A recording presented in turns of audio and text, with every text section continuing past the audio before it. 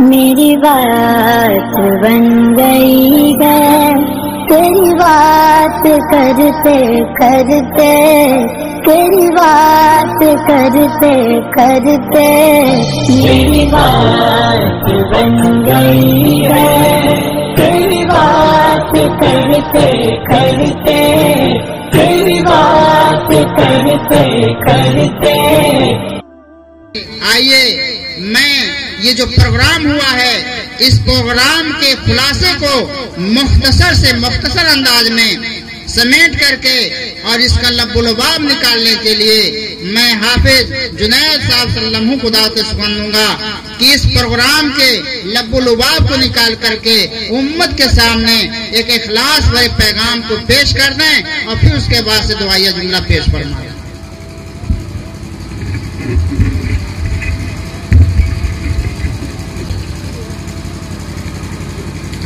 نحمده ونصلي على رسوله الكريم اما بعد اعوذ بالله من الشيطان الرجيم بسم الله الرحمن الرحيم قل ان كنتم تحبون الله فاتبعوني يحببكم الله صدق الله العظيم وقال النبي صلى الله عليه وسلم لن تزلوا ما تمسكتم بهما كتاب الله وسنة نبيه او کما قال علیہ الصلوۃ والسلام۔ میرے محترم بزرگوں، دوستوں، عزیز ساتھیوں، معصوم بچوں، پردہ نشی میری ماں اور بہنوں، دراصل بات یہ ہے پروگرام تو ہمارے علماء اور ہمارے اکابر کا تھا جنہوں نے اپنے اپنے انداز میں دین کی اہم باتوں کو آپ حضرات کے سامنے رکھا اور آپ حضرات نے بغور سماعت فرمایا۔ جن علماء حضرات کی فرمائش ہے عارضی طور پہ مجھے یہاں پہ بھیجا گیا ہے، بس مختصر میں آپ سے کلام کروں گا، پھر اپنی جگہ لے لوں گا، اس کے بعد دعا ہوگی،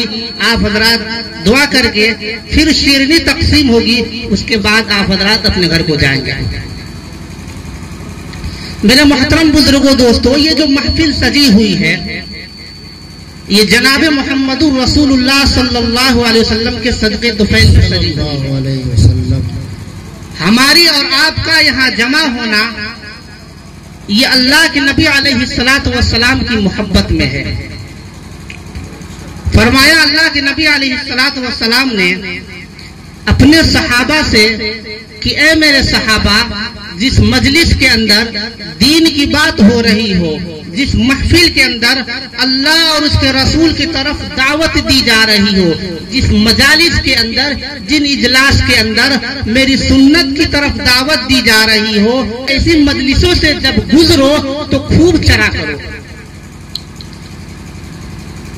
اللہ کے نبی علیہ الصلوۃ والسلام نے جب یہ فرمایا، کیا فرمایا؟ اپنے صحابہ سے فرمایا اے میرے صحابہ، جنت کے باغات سے گزرو، خوب چرا کرو، خوب چرا کرو۔ صحابہ نے اعراض کیا، اللہ کے نبی سے سوال کیا، اے اللہ کے نبی علیہ الصلوۃ والسلام، مالا عین رات، جنت کی صفت تو یہ ہے کہ اسے کسی آنکھ نے نہیں دیکھا، ولا اذن سمعت، اور جنت کی صفت تو یہ ہے کہ اسے کسی کان نے نہیں سنا، ولا خطر علی قلب بشر، اور جنت کی صفت تو یہ ہے کہ انسان کسی بشر کے دل پر اس کا کھٹکا تک نہیں گزرا، تو جنت کہاں اور جنت کے باغات کہاں؟ دوستو بزرگوں، دراصل اللہ کے نبی علیہ السلام کو فرمانا تھا کہ اے میرے صحابہ، جس مجلس کے اندر میری سنت کی دعوت دی جا رہی ہو، اللہ کی ربوبیت اور اللہ کی وحدانیت کو بیان کی جا رہی ہو، وہ مجلس جنت کے باغات ہوتے ہیں، اور تھوڑی دیر بیٹھ کر کے دین کی باتوں کو سن لینا یہ جنت کے پھل اور میوے ہوتے ہیں۔ دوستو بزرگوں، ہم نے جو وقت دیا، ان وقتوں کی قدر ہمیں کب پتا چلے گا؟ کل قیامت کے دن، کل قیامت کے دن پتا چلے گا۔ مفتی صاحب نے بیان کیا تھا ہر چیز کا حساب ہوگا، ہر چیز کا حساب لیا جائے گا۔ دوستو بزرگوں، ہمارے وقتوں کا بھی حساب لیا جائے گا، ہمارا وہی وقت کام آئے گا جو ان مجلس کے اندر لگا ہوگا، ہمارا وہی وقت کام آئے گا جو ان مجلس کے اندر بیٹھ کر کے اللہ اور اس کے رسول کی باتوں کو سن کر کے ہم نے جن وقتوں کو صرف کر دیا، دوستو بزرگوں، یہی وقت کام آئے گا، ہمارا وہی وقت کام آئے گا جو خدمت خلق اللہ اللہ میں گزرا ہوگا، ہمارا وہی وقت کام آئے گا دوستو بزرگوں، جن وقتوں کو ہم نے مخلوق کی خدمت میں محض اللہ کی رضا کے لیے لگا دیا دوستو بزرگوں، اس کی اہمیت اس وقت پتہ چلے گی جب کل قیامت کے دن حساب اور کتاب ہوگا۔ بہرحال دوستو بزرگوں، میں آپ حضرات کے سامنے کوئی لمبی چوڑی گفتگو کرنے کے لیے نہیں آیا، بتانے کا مقصد یہ ہے کہ اللہ کے نبی علیہ الصلوۃ والسلام کے آنے سے پہلے تاریخ کی کتابوں کو اٹھا کر کے دیکھے کہ ہر طرف ظلم و تشدد کے پہاڑ توڑے جا رہے، شرک اور بدعت عام ہو چکا تھا، لوگ ایک دوسرے کے خون کر دیتے تھے، لوگ ایک دوسرے کے جان کے پیاسے بنے ہوئے تھے دوستو بزرگوں۔ ایسے وقت میں ضرورت تھی، بلکہ انسان